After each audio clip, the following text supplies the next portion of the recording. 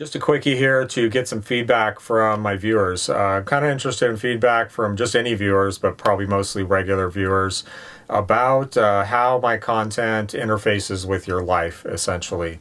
I'm taking an intensive YouTube improvement video course, basically, that goes through, we're just going really nailing through like all these different things to just make my channel better, make it grow bigger. And the first step to doing that is getting information about who's watching. Who are you guys? How does my content work for you? So I'm interested in, essentially who you are, where you live, that kind of stuff. How do you live? Do you live a lifestyle where you use this type of content regularly, or do you want to someday and you're kind of collecting information? Which content works for you and doesn't? What would you like to see more of?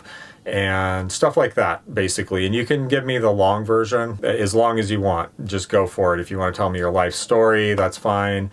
If you want to just type a paragraph or a few sentences, that's totally fine. Just whatever. I appreciate anything that comes back. I'm just trying to figure out if who I think is watching is who's watching, and find out basically how I can serve you guys better, and vice versa, just to kind of like make a relationship that works well. And the first step to that is just gathering this data and looking it over and getting an idea of who I'm talking to, essentially. If you don't want to leave a comment here, you can email me through my website, skillcult.com. There's contact links all over the place on that site. You can message me on Instagram or Facebook, whatever works for you. And I appreciate any feedback. Thanks ahead of time. This is going to be my new YouTube studio corner. I just finished making these cool tiles. They're made from scrap pine wood. This is just some really scrappy pine that was like full of screw holes. Most people probably would have thrown it away or used it for some junky use. They're first beveled on the edges, really rough, like with a knife or a draw knife, but I purposefully do it kind of rough. And then I'll take like a 4-inch grinder with a wire wheel on it and just grind big divots in here, just all over the face. Then I use a torch, but I torch it like really deep. I'm not trying to just color the wood. I'm trying to like burn out an entire layer. And that takes all the scratches or any kind of like really like gougy, sharp stuff, and it just smooths everything off and makes all these transitions really smooth. So you get this kind of like sinewy, almost like muscly, sinewy look.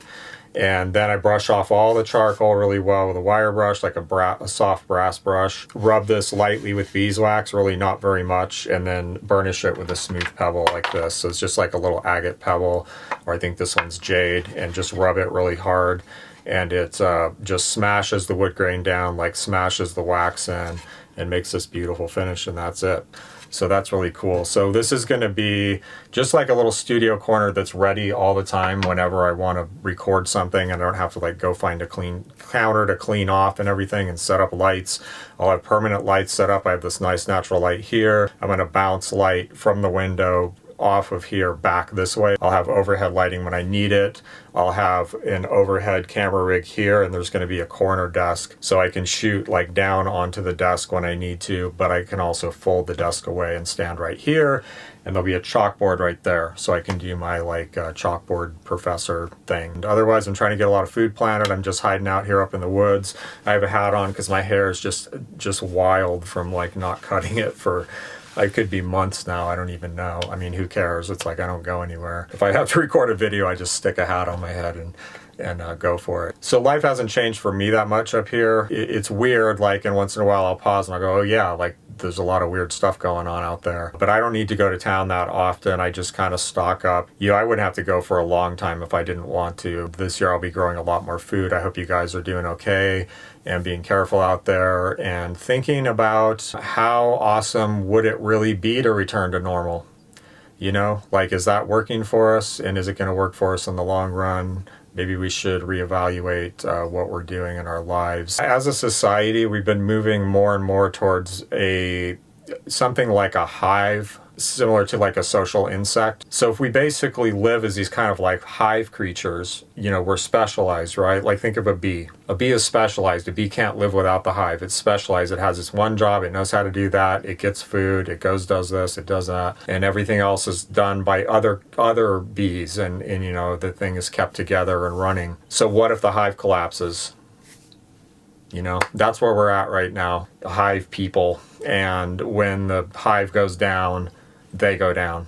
I don't need to really explain why that's a problem, but I think it needs to be pointed out, and I think that's a great analogy. Now, as social creatures, we're not like, I don't think we should think of ourselves as these like ultra independent creatures who don't need anyone else and we're going to go out and be like completely self-sufficient. I think that's completely wrong-headed. It's isolating, it's negative, and it doesn't fulfill like the real needs that we have to interact with other people and be part of a community. That's just who we are. We are social animals very much, but we're not hive animals.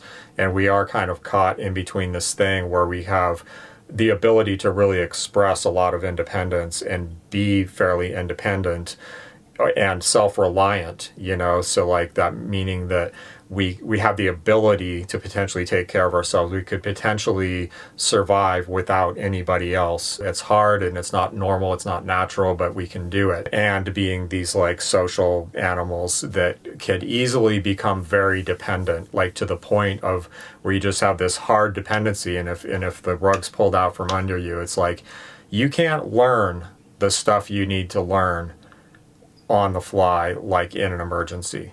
That doesn't work. Like, don't ever think that. Don't think that you have, because you have a shelf full of books, or that you think you're able to access the internet and go look up real quick, like how to grow food and how to, do this thing and that thing. Like, the time to learn that stuff is now, not when you need it. That's been a mantra of mine and my previous business, Paleotechnics. So think about that and just your priorities. And I don't want to sound gloomy or anything, but this is a really serious situation and we don't know what's going to happen. Like, don't pretend you know what's going to happen. I see that a lot. Like, people, I think they're trying to make themselves feel comfortable, like either in either direction, like all doom and gloom, or, it's not that bad.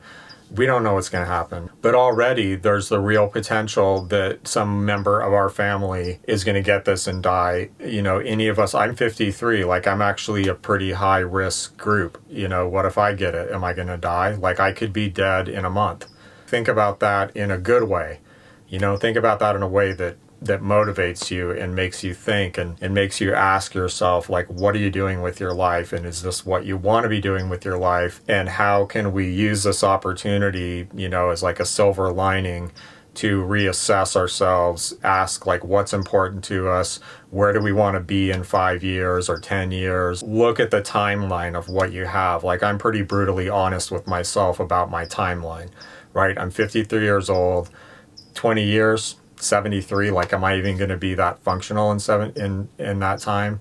I could get cancer. Like, 1 out of 3 people, I think, gets cancer. It might even be half now. It just keeps going up since I was a kid. Like, the statistics just keep going up. So this is our reality, and we're not here for that long, and try not to waste that or look back and have regrets about what your choices were. There's always a lot to weigh with that. We don't want to be selfish people and just like go do our own thing regardless of everyone else and our families and stuff like that. But, make it a choice, right? Like, make it a choice. If you're, say, like a little discontent with where you live, but you feel like you have to stay there because you need this job and you have this family and they have other needs and wants and desires of what they want, make it a choice. Just say, yeah, like, this is what I'm doing. I'm doing this for my family or for whatever reasons. And don't just let life kind of drag you along. Recognize what's going on, like, be realistic about it, and try to make like a personal assessment that places you in a position where you're not feeling victimized or